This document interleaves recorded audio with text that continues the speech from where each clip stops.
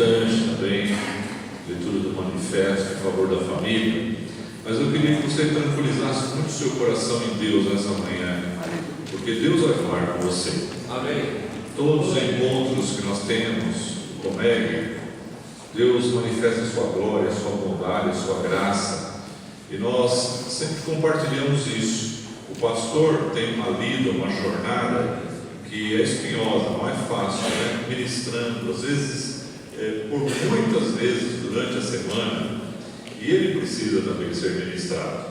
E nesses nossos encontros, nós nos aceitamos aí e recebemos uma palavra de Deus que, por tantas vezes, faz uma diferença enorme na nossa vida.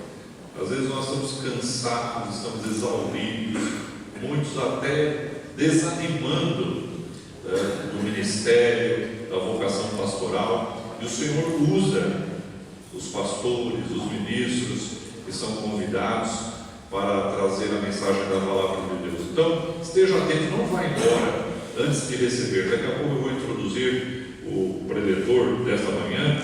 Eu não tenho dúvida nenhuma que Deus vai fazer algo muito maravilhoso na nossa vida, nas nossas vidas nessa manhã. Quem crê nisso, levante a mão. Eu creio. Obrigado, pastor Levi. Graça e paz, irmãos. É bom estarmos reunidos juntos para os propósitos do reino. Amém? Cumprimento a todos os irmãos, autoridades, amigos presentes. O bispo Eliseu pediu para que eu lesse aqui o manifesto, e eu pedi a ele que desse a oportunidade de falar algumas palavras, especialmente para a gente situar um pouco mais essa questão que nos une e que nos reúne também nesta manhã,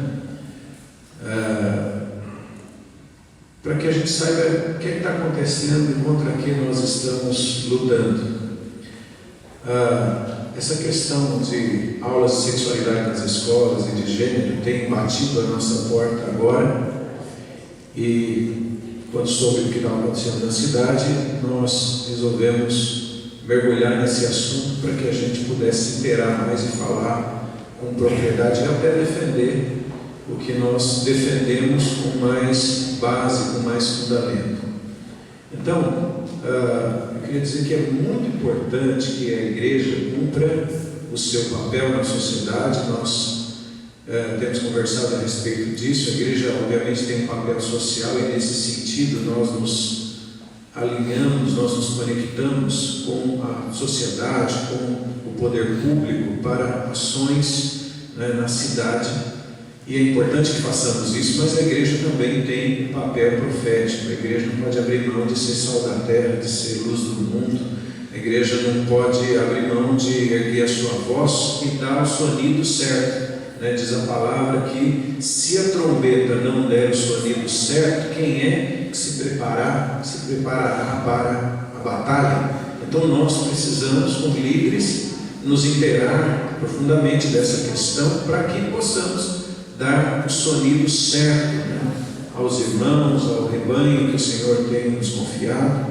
Então, eu entendo que é muito importante neste momento nós mobilizarmos as pessoas, as nossas congregações, as famílias, as pessoas que a nós estão conectadas a respeito desta questão. Bom, dando um plano bem rapidamente, essa questão de sexualidade nas escolas e de gênero, obviamente não começou agora. Isso é uma agenda internacional que já vem por décadas. Há um grupo muito específico e muito preparado, muito militante, digamos assim, que tem trabalhado sistematicamente para colocar essa ideologia via educação. Essa ideia aconteceu ontem. Essa ideia de dizer que a família é o centro opressor de tudo vem de Karl Marx. Os escritos de Marx, quem conhece, sabem claramente que a visão dele era o seguinte: ele falava muito sobre a opressão e sobre os desdobramentos desta opressão, dos burgueses contra os trabalhadores e tudo mais, mas ao final, as suas conclusões de Marx são o seguinte, que o centro da opressão de tudo é o modelo de família. A posição do homem oprimindo a mulher e os filhos oprimidos. Então, essa construção, essa estrutura opressora, na visão de Marx, tinha que ser destruída, tinha que ser desconstruída. Uma palavra que eles gostam de usar é desconstrução. Então ele tinha uma visão de mundo, ele morreu ainda, continuou o seu trabalho, continuou as suas publicações, e essa ideia foi sendo propagada por muitas décadas. Durante muito tempo isso permaneceu no campo das ideias, quer dizer, não tinha muita influência sobre a sociedade, porque obviamente a maioria das pessoas pensava diferente. As pessoas olham para a família como um modelo criado por Deus e como um modelo ideal, né? Como sociedade. Nós não chegamos aqui também por acaso, né? Há uma construção familiar fundamental, família é a célula principal, formadora da sociedade, mas sempre existiu ao longo das décadas, ao longo das gerações, digamos assim, pessoas que pensavam dessa forma, que essa visão de mundo, esse modelo de família não devia existir, tinha que ser realmente destruído. E aí, nas décadas de 60 e 70, isso tomou força, né, principalmente com o movimento feminista e tudo mais, e a coisa vinha correndo, mas até algumas décadas atrás não se encontrava um instrumento para estabelecer esta teoria como uma ideologia que fosse colocada, né, na sociedade, tivesse força. Até que em 1990, estou dando um resumo de muita coisa que a gente leu e debruçado sobre esse assunto, um grupo de pessoas, né, tem todas as pessoas que falam, escrevem sobre esse assunto, mas algumas são bem pontuais a respeito disso. Por exemplo, uma das mulheres que escreveu sobre isso é a Judith Butler, que é uma das feministas muito conhecidas até hoje. Eles começaram a encontrar um caminho para botar essa ideia, essa ideologia goela abaixo da população. E o caminho encontrado foi através da educação. Eles entenderam finalmente o seguinte: se nós queremos que essa teoria realmente influencie, possa ter um efeito para destruir, para desconstruir esse modelo de família opressor que nós queremos destruir, então isso tem que ser feito via educação. E esse grupo, esses pensadores, esses ideólogos começaram a se mobilizar mundialmente para, via educação, espalhar isso para muitos países. E eles começaram a centrar em algumas organizações e algumas fundações, dentre elas a mais conhecida, a ONU. Só para citar, por exemplo, em 1995 teve uma 4ª Conferência Mundial da Mulher.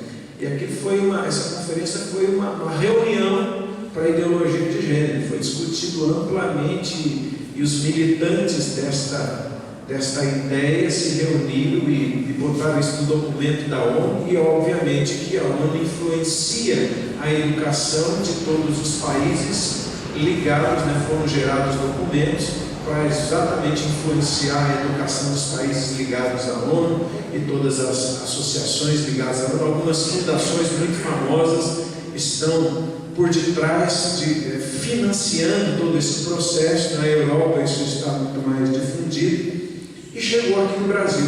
Por que nós estamos dando esse panorama? Porque a gente mergulhou nisso para saber até o que nós estamos lutando contra o quê. Sabemos que a nossa luta não é contra a carne e sangue, contra principados e potestades, mas sabemos que o reino das trevas também usa pessoas, né? Então, essa coisa tem sido trazida pelo Brasil, ao Brasil já há algumas décadas, tem influenciado pessoas importantes na política e na educação, principalmente na educação, porque a educação é um instrumento que eles encontraram, um caminho que eles encontraram para estabelecer esta ideia. E não é apenas difundir, é fazer com que isso se torne lei, para que depois os pais sejam obrigados a levar os seus filhos à escola para aprender dessa forma. Isso acontece na Europa hoje. Eles introduziram lá ideologia de gênero, essas aulas de educação sexual, que de fato é erotização de crianças, não se pode chamar isso de aula de educação sexual. E existe muito problema já lá na Europa, Noruega, por exemplo, que é um país que está mais avançado nesse assunto. O parlamento lá decidiu cortar todo tipo de verba que eles davam para financiar gênero, por exemplo. O parlamento decidiu cortar 56 milhões de dólares usados anualmente para financiar pesquisas de gênero. E a própria Europa hoje está já questionando esse caminho, questionando os resultados, porque tem acontecido muito, mas muito problema lá.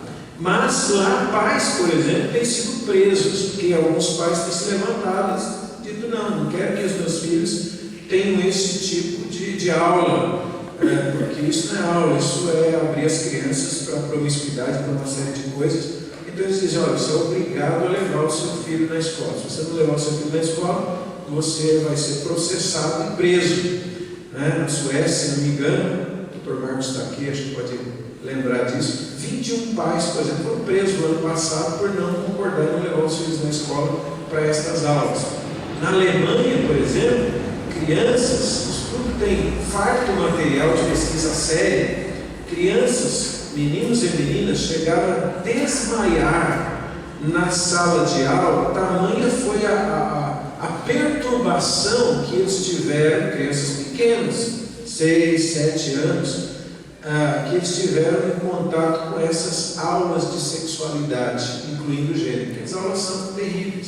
Eu vi, inclusive, fizemos pesquisas, vimos vários vídeos de aulas de educação sexual, é uma coisa absurda, porque eles não falam apenas, que eu estou querendo dar um pano aqui, é dizer que não é apenas aula de educação sexual. O problema é a forma, essa ideologia de gênero abre as crianças para uma série de questões. Então eles vão dizer, obviamente, que não tem masculino e feminino, que essa questão de homem e mulher não é uma questão biológica, não é uma questão de anatomia, é uma construção. Isso significa que a criança, eles querem realmente formar a criança desde cedo a entender o seguinte: olha, você não é homem ou mulher, você deve escolher ao longo da sua vida ser homem ou ser mulher, se você gosta de homem, se você gosta de mulher, se você gosta dos dois. E nas aulas, eles nitidamente influenciam as crianças a experimentarem. Por exemplo, exercício de educação sexual é mais ou menos assim: olha, beije algumas meninas, depois beije alguns meninos, depois você anota o que você sentiu, como você sentiu, para a gente ter uma ideia do que é isso, educação sexual para crianças com esta ideologia de gênero. Porque a questão de ideologia de gênero é exatamente isso, é dizer que não existe gênero masculino nem feminino. Eles creem que a criança não nasce homem ou nasce mulher. Isso aí é uma construção social e opressora, às vezes, dizer que o menino é menino, que a menina é menina, o menino é menino. Não deve ser assim. Eles devem ser, as crianças devem ser ensinadas que elas é que devem avaliar, que elas é que devem escolher, que elas é que devem experimentar para depois definir o gênero delas. Se elas querem ser menino, se quer ser menina, se quer gostar dos dois e tudo mais. E a gente pode dizer que o Brasil não é diferente, porque as pessoas que têm trazido isso para o Brasil, alguns educadores e políticos, bebem nestas fontes, nas pessoas que têm escrito sobre isso, no mundo, na Europa. Então eles citam estas pessoas.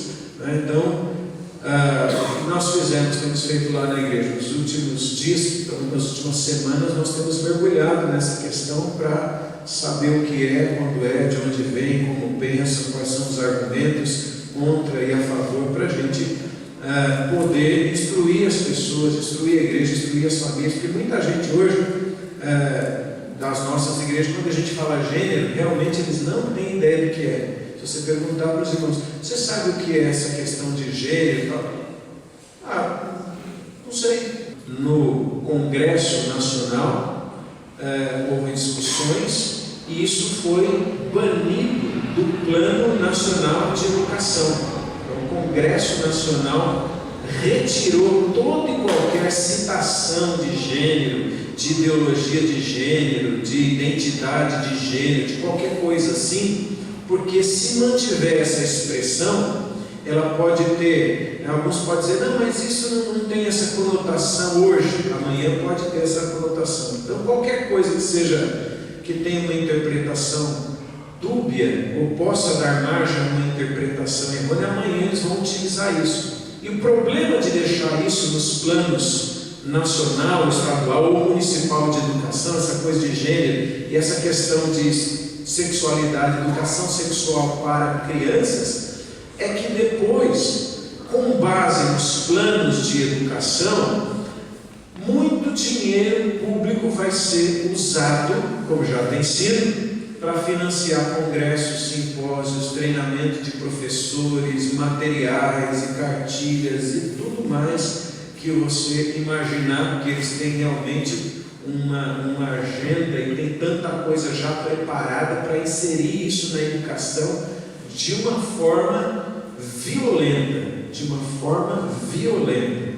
A ideia é, vamos formar as crianças, desconstruir a família, porque nós queremos uma visão diferente de mundo.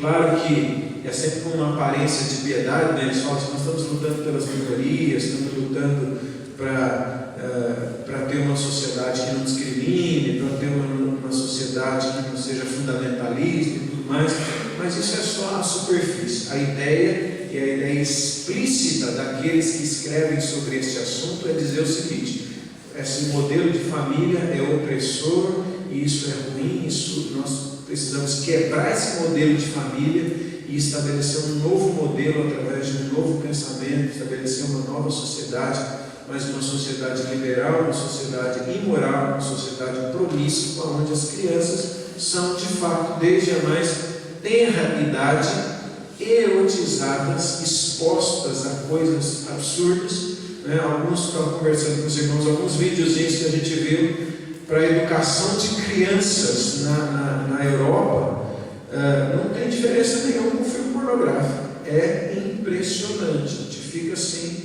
realmente enojado, a gente fica revoltado com essas questões, mas está batendo a nossa porta hoje.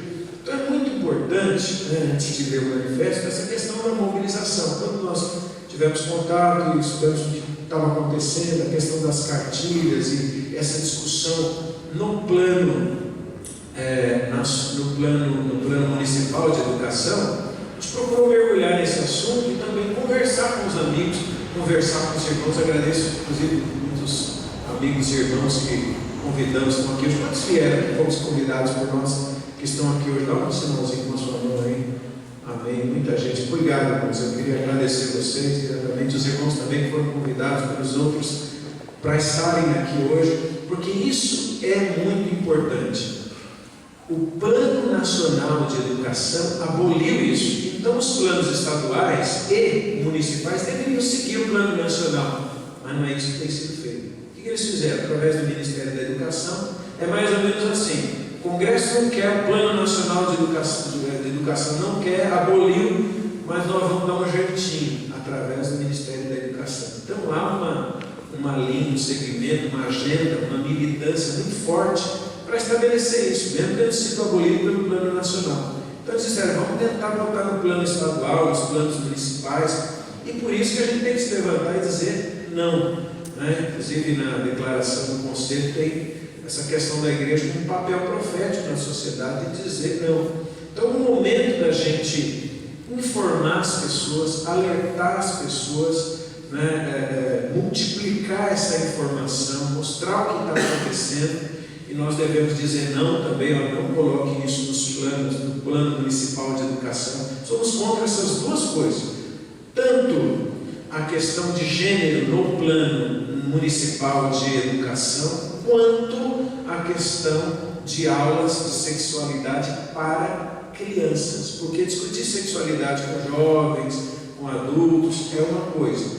Com crianças é outra coisa. Nós temos batido na tecla que a questão moral é dever da família, é responsabilidade dos pais, porque essa questão moral, obviamente, a gente sabe que pode ser muito diferente para um e para outro. De repente, para uma família, as crianças se masturbarem, pode ser que eles não vejam problema nenhum.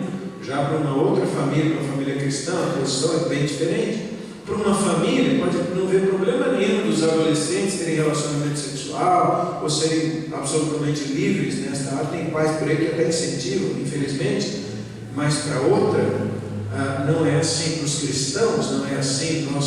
Nós colocamos a questão de uma forma muito clara e muito direta: relacionamento sexual dentro do casamento. Mesmo essas cartilhas que foram distribuídas aí, que eles dizem, olha, não tem problema nenhum e tal, mesmo que aparentemente seja agora muito sutil, isso vai ficar muito sério.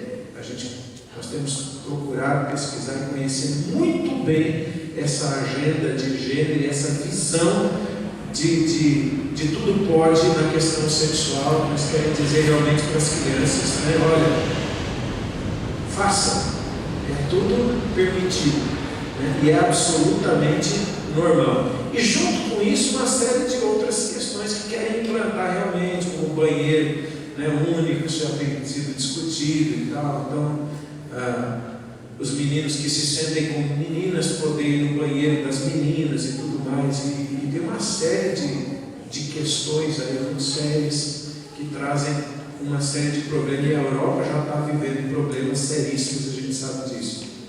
Então, eu quero ler aqui para os irmãos tomarem conhecimento do manifesto, sabendo que